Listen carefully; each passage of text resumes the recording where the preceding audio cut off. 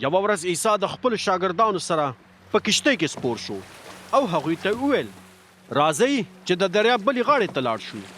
نو هغوی روان شول. کله چې هغوی په کشتۍ کې روان وو نو عیسی ویده شو. په دې وخت کې ناڅاپه په دریاب کې سخت باد راوالوت او کشتۍ د اوبو څخه په ډکېدلو شوه او هغوی د یو لوی خطر سره مخامخ وو.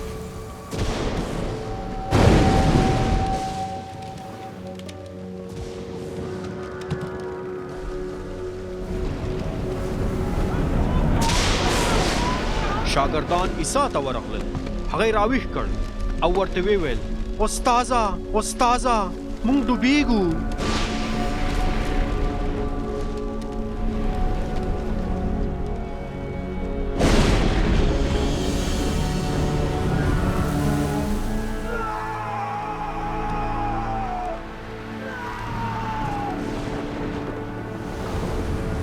عیسی راویښ شو او باد او د اوبو څپو ته یې حکم وکړ.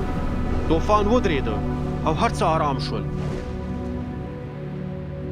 بیا هغه خپل شاګردان ته وویل ستاسو ایمان څه شو؟ خو هغوی په ویره او حیرانتیا سره یو بل ته وویل دا سړی څوک دی چې حتی باد او اوبو ته امر کوي او هغوی مني؟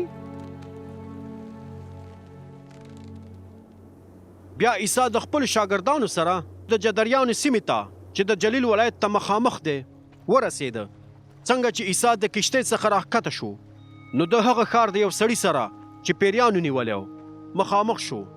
زیاته موده کېدله چې هغه لوڅ ګرځېده او په کور کې نه اوسېده بلکې په هدیره کې اوسېده.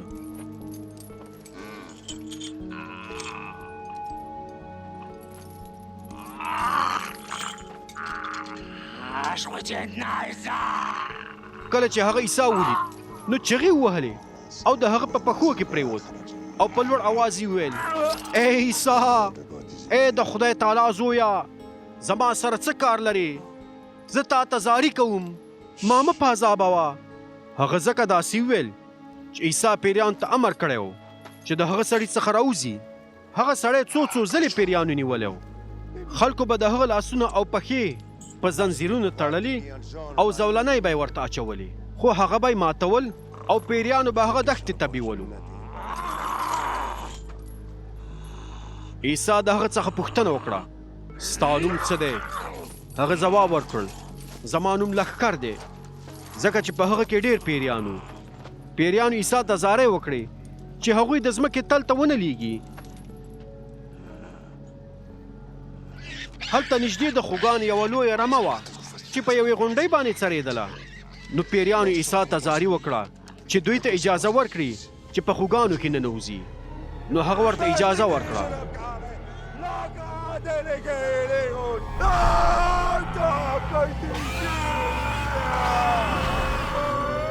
بیا پیریان د هغه سړي څخه ووتل او په خوګانو کې ورننوتل. ټوله رمه په منډه د کمر څخه ښکته دریاب ته ولوېدله او ډوبه شوه.